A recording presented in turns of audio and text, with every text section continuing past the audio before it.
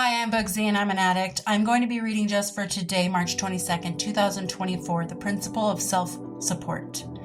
Page 84, basic text, pages 70 and 71. In our addiction, we were dependent upon people, places, and things. We looked to them to support us and supply the things we found lacking in ourselves. In the animal kingdom, there's a creature that thrives on others. It's called a leech. It attaches itself to people and takes what it needs. When one victim brushes the leech off, it simply goes to the next. In our active addiction, we behaved similarly. We drained our families, our friends, and our communities. Consciously or unconsciously, we sought to get something for nothing from virtually everyone we encountered. When we saw the basket passed at our first meeting, we may have thought, self-support? Now, what kind of odd notion is this? As we watched, we noticed something. These self-supporting addicts were free.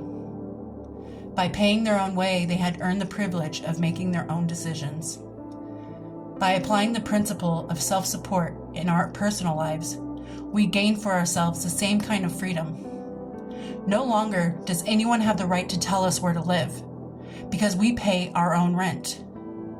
We can eat, wear, or drive whatever we choose, because we provide it for ourselves. Unlike the leech, we don't have to depend on others for our sustenance. The more responsibility we assume, the more freedom we'll gain. Just for today, there are no limits to the freedom I can earn by supporting myself. I will accept personal responsibility and pay my own way today.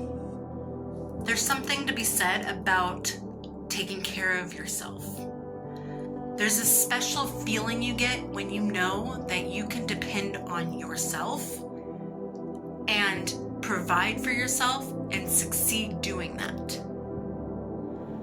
I don't know how many times during my addiction I had to ask somebody for a front, or can I borrow this? Can I borrow that? Can you take me here? Can you do this? Can I get that? Can you cover me for this?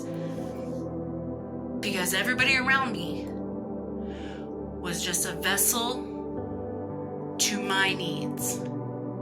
They were someone that could do something for me.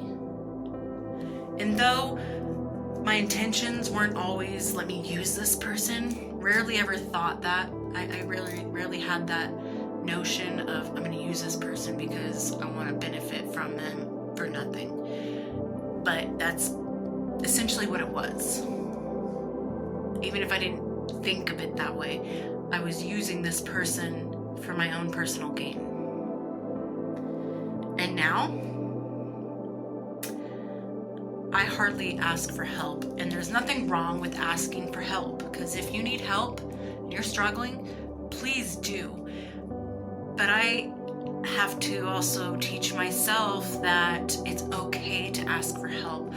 I tend to try to do everything by myself because I'm a big girl. I can do it by myself. I don't need your help. But sometimes asking for help is a necessity.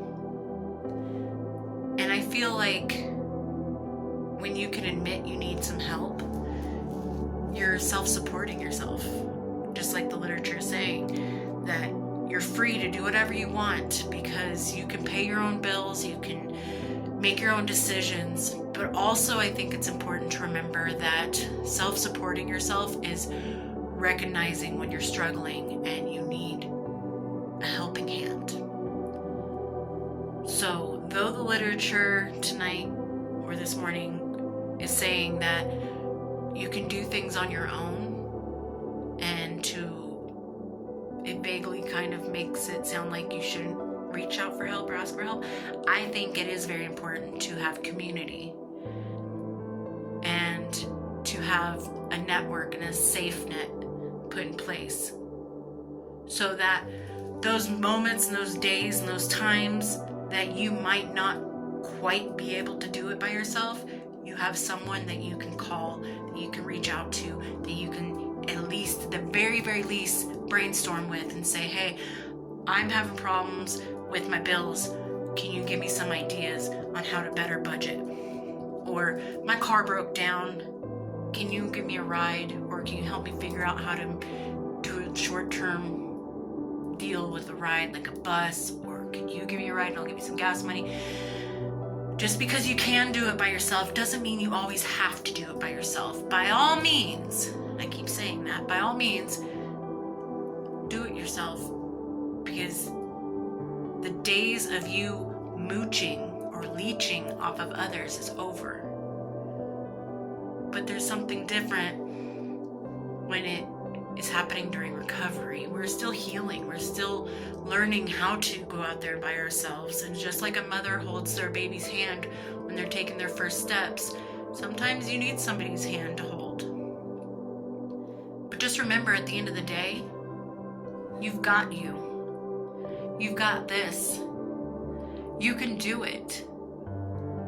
So go out there and do it. You don't need to depend on anybody but yourself. There's a huge difference between depending on somebody and asking for help. If you ask somebody for help and after a while you continuously ask them for help for the same issue, you're dependent on them. But if you ask them for help and they give advice or they offer a helping hand and you take it, and from there you're able to do it on your own from then on, or you know what to do next time, then you're self-supporting yourself. So don't be afraid to ask for help, but also try to do it on your own. And if you can't do it on your own, ask for help and learn how to do it on your own. And then keep doing it on your own. And when somebody else reaches out to you for help, don't tell them, oh, you're sober now. You have to do it on your own. Be self-supporting. Offer a helping hand just like you were once offered. And see how far they can go with what you gave. Just don't do everything for them. And don't let anybody else do everything for you. You're a big kid now. You can walk on your own. I believe in you. And I hope you're doing well out there, and I'll talk to you later. Bye.